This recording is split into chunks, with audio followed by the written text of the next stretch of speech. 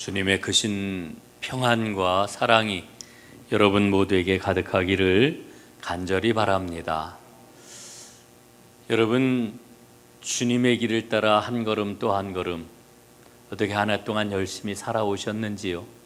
걷다 보니까 어느새 12월 이제 한 해를 마무리하는 이른 그 시간에까지 이르렀습니다. 올 한 해도 우리는 코로나 상황 가운데서 그 코로나와 맞서 싸우면서 하루하루를 힘겹게 지내왔습니다.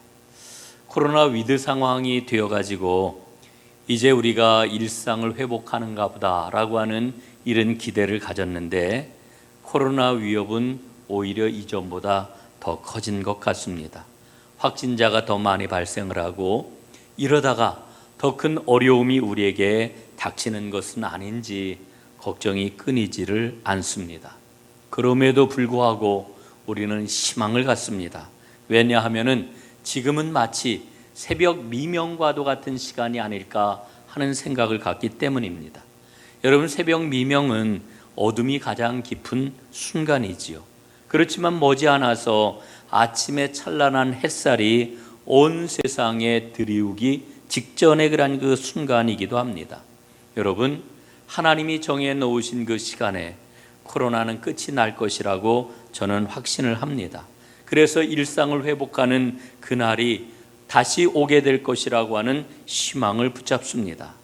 여러분, 우리가 코로나를 근 2년 동안 이렇게 겪으면서 우리는 우리 자신을 참 깊이 돌아보게 되었습니다. 우리 자신과 우리가 살아가고 있는 환경에 대해서 깊은 성찰을 하게 되었지요. 그러면서 우리의 삶 가운데 고칠 게 과연 무엇일까 하는 그런 생각을 우리는 끊임없이 하고 있습니다. 저는 요즘 심심치 않게 여러 교회 목사님들에게 연락을 받습니다. 어떻게 하면 환경신앙을 교회 안에서 실천할 수 있을까요? 이런 전화를 받아요. 또 어떤 경우에는 기후위기 상황에서 환경 문제를 해결하기 위해서 애쓰는 NGO 단체 좀 소개해 주세요. 저희가 그 단체에 참여를 하고 후원을 했으면 좋겠습니다. 이렇게 이야기를 해요. 저는 그런 전화를 받으면서 마음으로 어떤 생각을 하느냐 하면은 코로나가 우리 환경과 기후 문제를 깊이 돌아보는 계기를 마련해 주었구나 하는 생각을 갖습니다. 사람들은 제각각 지금처럼 살아서는 안 된다라고 하는 그 반성, 돌이킴을 갖고 있다고 생각을 하는 거지요. 여러분, 이게 얼마나 감사한 일입니까? 여러분, 그 아시는 것처럼 우리 교회에도 코로나 확진자가 여러 명 있었습니다. 다 아실 거예요. 교회 안에서 그런데 이분들이 확진이 되었던 것이 아니라 확진자인 줄로 모르고 예배에 참석을 했던 거죠. 그런데 감사한 것은 함께 예배를 드렸던 사람들 가운데 단 한 명도 전염이 된 사람이 나오질 않았습니다. 저는 그런 모습을 보면서 이 마스크의 힘이 굉장히 크다고 생각을 해요. 이 마스크가 정말 큰 위력을 발휘하는구나 하는 그런 그 생각을 갖습니다. 그래서 마스크를 잘 쓰고 잘 챙기고 관리하는 게 이게 좀 중요하겠다라고 하는 생각을 갖습니다. 그리고 또 한편으로는 우리 교회의 이 환기 시스템이 정말 잘 돌아가고 있구나 하는 생각을 갖습니다. 여러분, 지금 우리 눈에 보이지는 않지만은 지금 이 환기 배기하는 이 순환 시스템이 잘 되어가지고 지금 공기를 쭉쭉 빨아들이고 있는 거지요. 그러나 무엇보다도 하나님께서 우리 공동체를 사랑하셔서 우리 공동체를 지켜주셨구나, 참으로 감사하다라고 하는 이와 같은 고백을 합니다. 지난주에 예배를 마치고 확진이 되었다가 치료를 다 마친 집사님 한 분이 제 방에 들르셨습니다. 코로나 확진이 되어가지고 병원에 입원을 해가지고 아주 여러 날을 이제 치료를 받고 그리고 집으로 돌아왔는데 병원에 있는 동안에 참 많은 생각을 했다는 거예요. 그러면서 혹시 코로나로 어려움을 겪는 사람이 있으면은 사용해 주세요라고 하면서 200만 원을 저에게 헌금으로 이렇게 맡겨놓고 가셨습니다. 제가 그날 그렇게 그 봉투를 받으면서 마음이 얼마나 감사하고 뭉클했는지 몰라요. 그 아픔을 겪으면서 집사님은 형제와 이웃 가운데 숨어있는 하나님의 사랑을 발견했던 것이지요. 여러분 보십시오. 어려움은 어려움으로 끝나지를 않습니다. 오히려 그 어려움은 우리로 하여금 새로운 삶의 눈을 뜨도록 우리를 이끌어 주는 거지요. 저는 두 종류의 사람이 있다고 생각을 합니다. 감사하는 사람과 감사하지 못하는 사람, 혹은 감사가 가득한 사람과 감사에 인색한 사람, 이 두 종류의 사람이 있다고 저는 생각을 해요. 여러분, 우리는 모두 다 예수를 믿는 사람들입니다. 믿음을 가진 사람이 있지요. 여러분, 예수를 믿는 사람을 뭐로다 정의할 수 있을까요? 감사의 사람이라고 이렇게 정의할 수 있습니다. 왜냐하면은 우리가 믿는 예수님께서 평생을 감사하며 사셨기 때문에 그래요. 실제로 성경 말씀을 보면은 이 감사가 가득한 감사의 책이라고 하는 것을 우리가 발견하지 않습니까? 여러분, 성경 말씀을 보게 되면은 감사라고 하는 단어가 94번에 걸쳐 사용이 되고 있는 것을 봅니다. 또 은혜라고도 번역이 되는 카리스까지 생각을 한다면 102번에 걸쳐서 이 말씀이 사용이 되고 있는 것을 보게 되는 거지요. 그러니까 우리가 성경 말씀을 펼치면은 어느 곳에서도 우리는 감사와 만나게 되는 것입니다. 여러분, 올 한 해에 우리가 열심히 성경 통독을 했습니다. 우리가 지난 3월 달부터 이제 11월 말까지 여러분 뭐를 했습니까? 40주 성경 통독을 했는데 열심히 여러분들 참석해 주셔가지고 오늘 그 성경 통독하신 분들 또 시상도 하게 됩니다. 여러분, 성경을 읽으면서 여러분 무엇을 만나셨나요? 성경을 펼치면 우리는 감사를 만나게 됩니다. 여러분, 성경의 주인공이 누굽니까? 예? 성경의 주인공 요한복음 분명히 우리에게 일러주기를 성경은 예수를 증언하고 예수님이 우리에게 가져오신 그 생명과 복음을 전하기 위해 기록이 되었다고 일러주고 있죠. 성경의 주인공은 예수님이십니다. 그런데 예수님 못지않게 중요한 인물들이 있습니다. 구약 성경을 보면은 모세라고 하는 인물을 우리가 만나게 되고, 신약 성경을 펼치면은 바울이라고 하는 사람을 우리가 만나게 되지요. 그래서 구약의 중요 인물은 모세요, 신약의 중요 인물은 바울이라고 이야기를 하는 겁니다. 여러분, 그런데 이 모세와 바울을 보게 되면은 우리는 아주 중요한 믿음의 그런 그 법칙을 여기서 보게 됩니다. 하나님께서 어떤 사람을 사용하시는지 그걸 알 수가 있는 거예요. 사람을 어떻게 사용하시는지 우리는 볼 수가 있게 되는 거예요. 여러분, 하나님께 쓰임받는 사람은 어떤 사람일까요? 하나님께 쓰임받는 그러한 그 사람이 가진 믿음은 어떤 믿음일까요? 여러분, 성경을 보면은요, 모세를 가리켜서 온유의 사람이라고 이렇게 이야기를 하고, 바울을 가리켜 감사의 사람이라고 이렇게 이야기를 합니다. 감사의 사람. 그런데 여러분, 모세를 보면은요, 모세의 그런 그 생애를 특징 짓는, 혹은 모세의 성격을 한마디로 특징 지어서 얘기를 한다면 모세는 격정의 사람이라고 이렇게 표현할 수가 있습니다. 그가 얼마나 격정적이었습니까? 여러분, 그의 그런 그 젊은 시절을 보게 되면은 이 모세는 엄청난 갈등을 했거든요. 왜냐하면은 그는 어렸을 적에 공주에게 입양이 되어가지고 애굽 나라의 왕자로 다 자라나지 않았습니까? 그런데 알고 보니까 자기는 왕자의 혈통을 가진 사람이 아니라 누구의 아들이에요? 히브리 노예의 아들이었단 말입니다. 그래서 그가 젊은 시절에 그의 마음속에 심각한 그런 그 갈등으로 그가 어찌할 바를 몰랐는데, 나는 왕자인가? 나는 노예인가? 나는 어느 자리에서 나의 정체성을 찾아야 되는가? 이런 심한 그런 그 갈등 가운데 있었는데, 어느 날 그가 그 애굽의 그런 그 감독관을 통해 가지고 그 히브리 노예가 아주 엄청난 핍박을 받는 것을 보게 됩니다. 그 모습을 보고 모세는 참지를 못했습니다. 격분했습니다.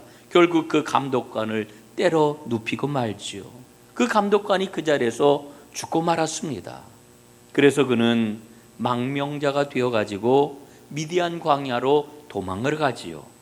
그리고 40년 동안 광야에서 안전히 세상으로부터 잊혀진 사람, 양을 치는 아주 평범한 사람으로 살아가게 됩니다. 그런데 40년이 지난 후에 하나님께서 모세를 부르시고 그는 이스라엘을 해방하는 민족의 지도자가 되었습니다. 여러분 여기서 한번 생각을 해보십시오. 40년 동안 아무도 없는 광야에서 이제 양을 치는 사람으로 그가 연단을 받았으니 그의 격정적인 성품은 고쳐졌을 것이다. 이렇게 우리가 쉽게 생각할 수 있지요. 그런데 여러분 모세의 그러한 그 생애를 보게 되면은 모세의 여러 그러한 그 모습을 여러 군데서 보이는 그 모세의 모습은 여러분 그렇지가 않아요. 예? 특별히 여러분 이스라엘 백성들을 이끌고 모세가 시내산에 당도했을 때 하나님이 그를 산꼭대기로 부르시죠. 그리고는 그 산꼭대기에서 하나님의 율법을 그에게 주시잖아요. 그가 하나님이 주신 계명을 두 돌판에 새긴 그 계명을 받아가지고 돌비를 품에 안고 내려오지 않습니까? 그런데 산 아래 내려왔더니 이게 도대체 무슨 일입니까? 이스라엘 백성들이 금송아지 우상을 섬기는 것이었습니다. 이 모습을 보는 순간 모세는 격분했습니다. 참을 수가 없었습니다. 그래서 하나님이 친히 새겨주신 그 돌판을 들어 백성들에게 던져버리지요. 돌판은 산산조각이 나고 말았습니다. 여러분 모세의 성품은 기본적으로 분노로 표현이 되는 활화산과 같은 사람이라고 이렇게 이야기를 할 수가 있습니다. 그런데 그런 모세가 하나님 앞에 연단과 훈련을 거친 후에 가장 온유한 사람이 되었습니다. 민수기 12장 3절 말씀에 보니까 이 사람 모세는 온유함이 지면의 모든 사람보다 더하더라. 최고의 온유한 사람이 되었다. 이렇게 말씀을 해주고 있는 겁니다. 여러분 바울은 어떤가요? 바울 역시 분노가 가득한 사람이었습니다. 그는 너무너무 분노가 가득하고 다른 사람들을 재단하는데 다른 사람들을 판단하는데 재빠른 이와 같은 사람이었습니다. 그런데 예수님을 만나 새 생명을 얻고 나서는 어떤 상황 속에서도 감사를 잃지 않는 이와 같은 사람이 되었지요. 여러분 우리가 바울서신을 읽으면은 바울서신에서 만나는 키워드가 있어요. 가장 핵심적인 그러한 그 말씀이 뭡니까? 감사해요. 감사. 예? 바울이 뭐라고 얘기를 해요? 감사해라. 또 감사해라. 감사해라. 다시 말하노니 감사해라. 감사하라고 말을 합니다. 여러분, 우리는 분명히 깨달아요. 하나님의 사람이라고 하면은 하나님 사람다운 특징이 나타나야 되는데 하나님 사람다운 특징이 뭐겠습니까? 그것은 바로 감사라고 하는 거지요. 성경을 대표하는 모세와 바울은 이 사실을 우리에게 분명하게 보여주고 있습니다. 감사하는 삶. 이게 하나님 사람다운 삶의 모습인 것이지요. 오늘 예배하는 저와 여러분에게 이 하나님 사람다운 이 특징, 감사가 가득하게 나타날 수 있기를 간절히 바랍니다. 오늘 저는 여러분과 함께 이 복음서와 사도행전에 나오는 세 장면을 보면서 감사를 좀 더 깊이 살펴보려고 합니다. 첫 번째 장면은 오늘 본문입니다. 오늘 본문은 오병이어의 기적이라고 이렇게 이름이 붙어 있는 그와 같은 장면이지요. 여러분 그런데 이 오병이어의 기적은 다른 말로 이야기하면은 감사의 기적이라고 이야기할 수 있습니다. 5,000명의 남자들, 여러분 남자들만 5,000명이라고 했으니까 이 광야에 모여있는 이 사람들, 빈들에 모여있는 사람들이 얼마나 많았겠어요. 아마 10,000명 이상은 좋게 되었을 것입니다. 10,000명이 뭡니까? 여자들은 언제나 남자들보다 갑절은 더 많았으니까 15,000명, 20,000명쯤 되었는지도 몰라요. 뭐 정확한 숫자가 없으니까 알 수가 없지만은 우리가 추산을 해보면은 충분히 그럴 만하지 않겠습니까? 여러분 그런데 이렇게 엄청난 사람들이 빈들에 모였는데 먹을 게 없어요. 찾아보니까 겨우 뭐가 있었어요? 보리떡 5개하고 물고기 2마리가 있었다고 그래요. 예수님은 그 보리떡 5개와 물고기 2마리를 받아 드시고서 하늘을 우러러 감사 기도를 하나님께 올리시는 겁니다. 감사 기도를.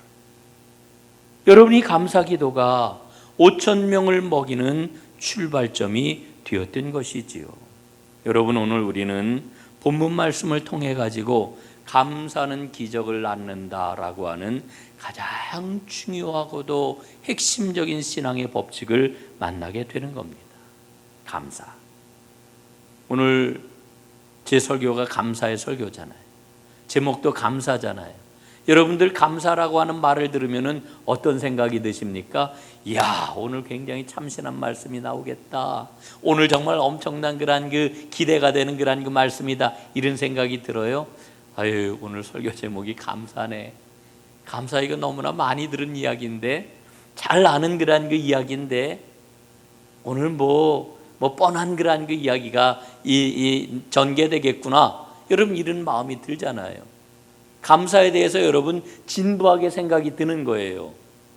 그만큼 우리가 감사에 대해서 무감각해 졌다라고 하는 그런 그 이야기겠지요. 그러나 여러분 보십시오. 감사만큼 우리의 삶을 복되게 하는 말이 어디에 있습니까? 감사만큼 우리의 삶을 윤기나게 만드는 그와 같은 말이 어디에 있습니까? 여러분, 우리 삶 가운데 감사가 넘친다라고 하면 여러분, 우리 삶에 얼마나 놀라운 일들이 많이 생겨나게 될까요? 사랑하는 여러분, 하나님은 우리에게 말씀하십니다. 감사해라. 우리가 성경을 그렇게 읽으면서 하나님의 이 말씀을 놓친다라고 하면 너무나 안타까운 일이지요. 성경은 우리에게 일러주고 있어요. 감사해라. 사랑하는 여러분, 감사함이 여러분 삶의 특징이 되게 하시기를 간절히 바랍니다. 그럴 때 여러분의 삶 가운데 감사를 통하여 일어나는 놀라운 기적이 날마다 이어지게 될 줄로 믿습니다. 자, 2번째 장면을 보겠습니다. 예수님의 생애 마지막 순간인데요. 여러분, 예수님께서는 생애 마지막 순간에도 감사의 모습을 우리에게 보여주고 계십니다. 그 장면은 최후의 만찬이지요. 예수님께서 이 최후의 만찬을 펼치실 때에 떡과 잔을 가지고 하늘을 우러러서 축사하셨습니다. 마치 오병이어 때에 물고기 2마리와 보리떡 5개를 가지고 하나님 앞에 감사하셨던 것과 똑같은 모습을 보여주고 있는 것을 발견하는 거지요.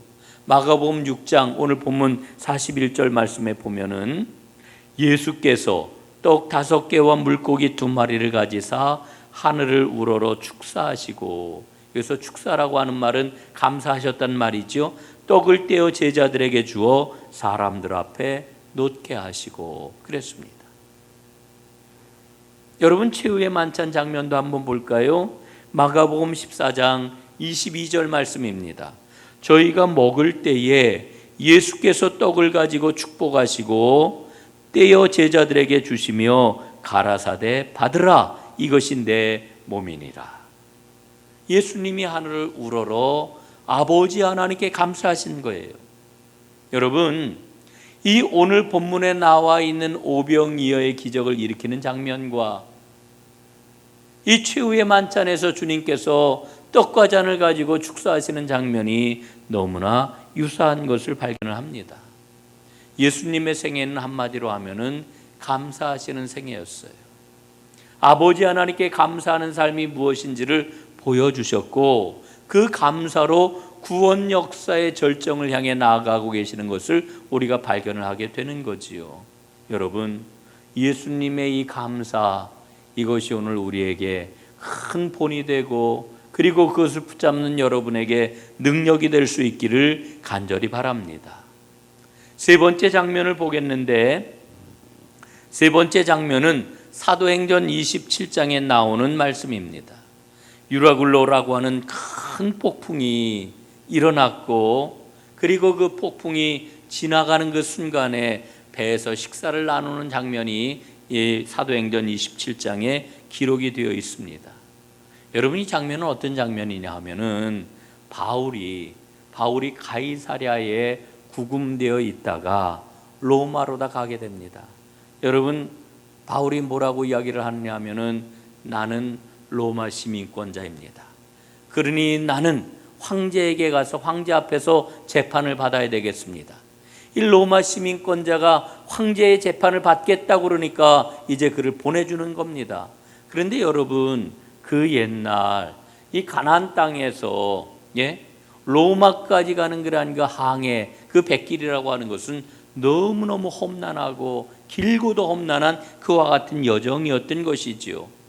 바울이 탄 배가 그레데 섬이라고 하는 곳에 당도를 하였는데 곧 겨울이 닥치게 되었습니다. 그래서 바울은 뭐라고 그 자기를 호송하는 백부장에게 이야기를 했느냐면, 아무래도 그레데 섬에서 겨울을 나고 봄이 되면은 항해를 계속하는 게 좋겠습니다, 이렇게 이야기를 하는데, 그런데 그 선장과 뱃사람들은 그레데 섬에서 겨울 나는 게 여의치가 않아요. 편안하지도 않고 물자도 넉넉하지 않고, 그래가지고 다른 항구로 가자고 이렇게 이야기를 합니다. 그러니까 이 백부장이 누구의 말을 들어요? 선장의 말을 들은 거예요. 그래서 배가 떠났습니다. 배가 떠났는데 항해를 한 지 얼마 안 되어 가지고 유라굴로라고 하는 큰 태풍이 불어가지고 이들은 거의 죽을 것 같은, 그들은 모두 다 그 뱃사람이며 그 배 안에 있던 여러 죄수들이며 모두 다 생각을 하기를 우리는 이제 죽겠구나, 그 큰 공포와 두려움에 사로잡혔던 것입니다. 그때 하나님께서 바울에게 말씀을 하시지요. 너는 살아나서 반드시 로마 황제 앞에 서게 될 것이다. 그리고 너 바울 때문에 배 타고 있는 모든 사람들이 다 살게 될 것이라고 이렇게 말씀을 해 주십니다. 바울이 이야기를 해요. 정말 바울의 말처럼 이 유라굴로가 멈추게 되었고요, 이 폭풍우가 멈추게 되자 바울이 음식 먹기를 권합니다. 사도행전 27장 34절 35절에 이렇게 기록이 되어 있어요.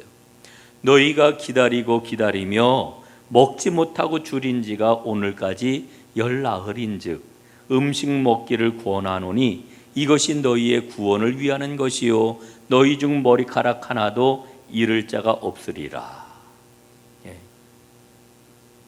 여러분, 이 유라굴로 때문에 제대로 음식을 먹지 못한 지 열나흘, 거의 보름이나 되었다는 거예요.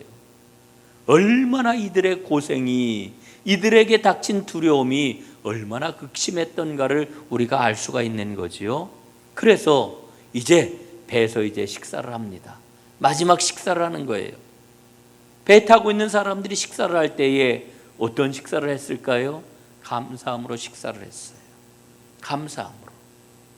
열나흘 동안이나 먹지 못하다가 폭풍우 가운데서 시달리다가 죽음 직전에까지 이르렀던 이 사람들이 절망 가운데서 이제 감사함으로 빵을 먹고 음료를 마시고 그래서 새 힘을 얻었습니다. 여러분, 이 식사 장면을 보면서 우리는 마음에 뭉클함을 얻게 되는데, 그게 뭐냐 하면은 감사는 새로운 능력을 불러오는구나 라고 하는 것을 깨닫게 되는 거지요. 여러분, 우리가 살아가는 세상 쉽게 바뀌나요? 안 바뀌어요. 요즘 세상 좀 바뀌었으면 좋겠다, 내 환경이 바뀌었으면 좋겠다. 그래서 여러분, 사람들이 심심치 않게 그러잖아요. 로또나 맞았으면 좋겠네 이러잖아요. 로또 맞으면은 확 바뀔 것 같으니까 로또나 맞았으면 좋겠네. 그런데 여러분, 로또 맞아요? 로또 안 맞잖아요. 맞을 수가 없잖아요, 거의. 여러분, 그만큼 우리의 환경은 바뀌지가 않는다는 거예요.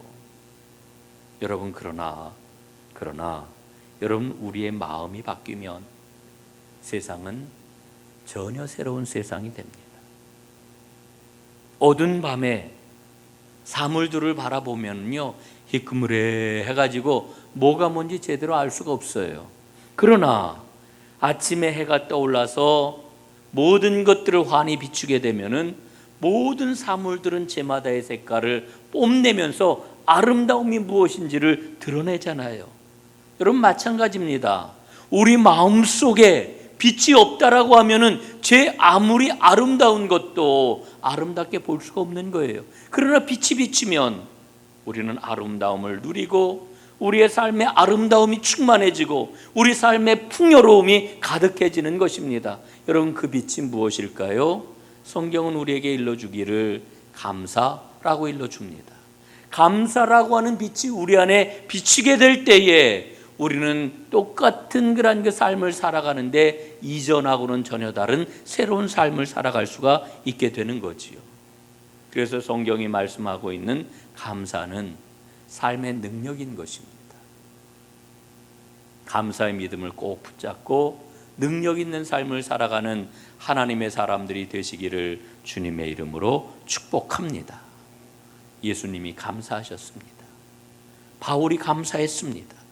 격정과 분노로 지냈던 모세도 감사함을 놓치지 않고 살아갈 때에 그는 세상에서 가장 온유한 사람이 되었습니다. 하나님의 사람들은 어떤 사람이라는 거예요? 하나님의 사람들은 모두 다 감사의 사람이라고 하는 것을 일러주고 있는 거지요. 여러분 돌아보면은 저도 제 삶 가운데 불평하고 원망할 게 얼마나 많은지 몰라요. 낙심할 일들이 얼마나 많은지 몰라요. 돌아보면 온통 지뢰밭이에요. 예? 생각해보면 온통 무겁고 힘들고 어려운 것들 투성이에요. 여러분 하나님 앞에 구합니다. 하나님 저로 하여금 선택하게 해주십시오. 불평과 원망이 아니라 감사와 사랑을 선택하게 해주십시오. 여러분 감사가 내 마음에 자리 잡을 때 하나님이 비춰주시는 빛이 환히 비쳐 우리의 삶이 달라질 것입니다. 여러분 지나가는 말, 너무나 잘하는 말, 너무나 많이 들었던 말 이렇게 생각하지 마시고 오늘 감사, 주님께서 처음부터 끝까지 견지하셨던 그 삶의 모습, 성경 처음부터 끝까지 계속해서 우리에게 일러주고 있는 이 말씀 꽉 붙잡고 감사의 삶을 시작하십시오. 여러분 삶 가운데 하나님의 기적이 일어나기 시작할 것입니다. 그 은혜가 오늘 여러분 모두에게 충만하시기를 주님의 이름으로 축원합니다. 기도하겠습니다. 아버지 하나님, 오늘 나 자신을 돌아봅니다. 우리의 삶을 다시 한번 생각해 봅니다. 아버지 하나님, 어렵고 힘들고 아프고 견딜 수 없는 큰 문제들이 있지만 하나님, 그러나 하나님께서 명령하시니 감사를 붙잡겠습니다. 감사의 삶을 살겠습니다. 이 감사로 내 삶에 비춰주시는 그 은혜의 빛을 꼭 붙잡겠습니다. 아버지 하나님, 이렇게 감사의 발걸음을 떼어놓을 때에 하나님께서 내려주시는 축복이 우리 삶 가운데 넘칠 줄로 믿습니다. 이 감사로 간증하며 하나님을 자랑하는 하나님의 모든 백성들 되게 하옵소서. 예수님 이름으로 기도 올리옵나이다. 아멘.